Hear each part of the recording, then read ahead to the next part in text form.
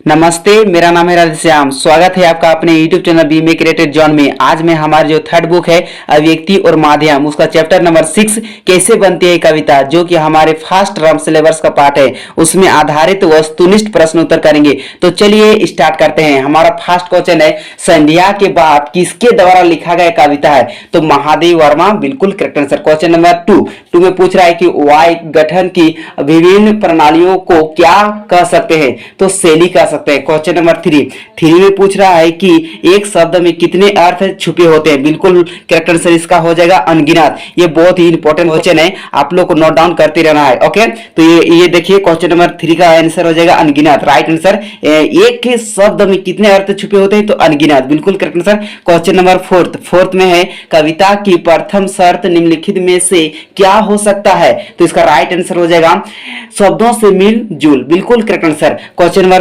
5 में पूछ रहा है, कविता ऐसी चीज है जिसे 5 ज्ञानेंद्रियां रूपी 5 अंगुलियां से पकड़ने में निम्नलिखित में से कौन सहायक करता है? इसका राइट आंसर हो जाएगा भीम और छंद, बिल्कुल करेक्ट आंसर। क्वेश्चन नंबर 6 में पूछ रहा है कि हम किस से जुड़कर कविता की अनजानी दुनिया में प्रवेश कर जाते हैं? तो इसका राइट आंसर हो जाएगा शब्दों से जुड़कर, जो आप वर्ड बोलते हैं उसके बारे में। तो इसका राइट आंसर हो जाएगा शब्दों से जुड़कर।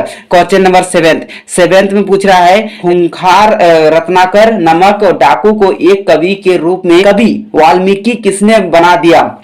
तो इसका राइट आंसर हो जाएगा संवेदना से, बिल्कुल करेक्ट आंसर। क्वेश्चन नंबर हम लोग 8 की ओर चलते हैं। तो 8 में पूछा है कि कविता का मूल तत्व क्या है? क्या है? तो संवेदना, बिल्कुल करेक्ट आंसर। क्वेश्चन नंबर 9 में पूछ रहा है कि अकाल और उसके बाद कविता के कवि कौन है? तो नागार्जुन, बिल्कुल करेक्ट आंसर हो जाएगा। क्वेश्चन नंबर 10 में पूछ रहा है, निम्नलिखित में से किस कवि ने कविता के लिए चित्र भाषा की आवश्यकता पर बल दिया है? क्योंकि चित्र या फिर का प्रभाव मन पर अधिक पड़ता है। इसका राइट आंसर हो जाएगा सुमित्रानंद पंत, बिल्कुल करेक्ट आंसर हो जाएगा। और हम लोग 11th को चलते हैं। तो 11th में पूछ रहा है, मुचीराम कविता के कवि कौन है? तो इसका राइट आंसर हो जाएगा सुदामा पांडे धूमिल, बिल्कुल करेक्ट आंसर। क्वेश्चन नंबर 12 में पूछ रहा है कि अगर कहीं में तोता होता, अगर कहीं में तोता होता तो तोता होता तो क्या होता?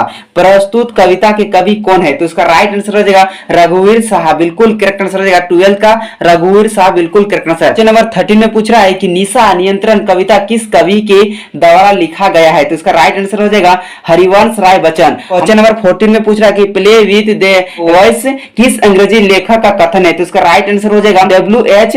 ऑडेन, बिल्कुल करेक्ट। क्वेश्चन नंबर हम लोग के 15 को चलते हैं। तो 15 में पूछ रहा है, कविता की अनजानी दुनिया का सबसे पहला उपकरण है? तो क्या है? तो शब्द है, बिल्कुल करेक्ट। क्वेश्चन नंबर 16 को चलते हैं। तो 16 में पूछ रहा है, कविता कोने में घात लगाई बैठी है, यह हमारे जीवन में किसी भी क्षण वसंत की तरह आ सकती है, यह कथन निम्नलिखित में से किसके द्वारा कहा गया है? तो इसका राइट आंसर हो जाएगा जॉर्ज लुइस बोर्खेस द्वारा, बिल्कुल करेक्ट आंसर। क्वेश्चन नंबर हम लोग क्वेश्चन नंबर 17 में पूछ रहा है, एक अच्छी कविता का क्या गुण है? क्या गुण है? तो एक अच्छी कविता क्या गुण है? क्वेश्चन नंबर 17 का राइट आंसर हो जाएगा एक अच्छी कविता पाठक को आमंत्रित करती है बार बार पढ़ने के लिए, बिल्कुल करेक्ट आंसर। क्वेश्चन नंबर हम लोग 18 में पूछ रहा है, कविता का जन्म सर्वप्रथम में से किस परंपरा के रूप में हुआ था? तो इसका राइट आंसर हो जाएगा वाचिक परंपरा, बिल्कुल करेक्ट आंसर हो जाएगा। क्वेश्चन नंबर 19 को चलते हैं। तो 19 में पूछ रहा है कि वियोगी होगा पहला कवि आ निकला होगा, गान यह पंक्ति किस कवि की है? तो इसका ऑप्शन सुनिए। नंबर 1 में दिया है सुमित्रानंद पंत की,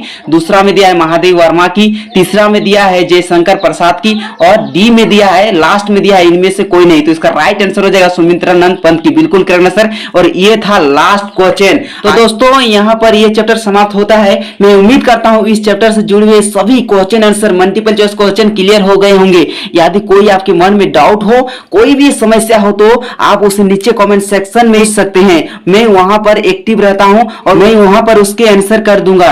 तो दोस्तों ज्यादा टाइम नहीं है, 3 महीना ही बचा है, तो पढ़ाई में जुड़ जाइए अगर आप पढ़ाई में नहीं जुड़े हैं तो। और चैनल को सब्सक्राइब नहीं किया तो सब्सक्राइब प्लीज कर लीजिएगा। तब तक के लिए wish you all the best.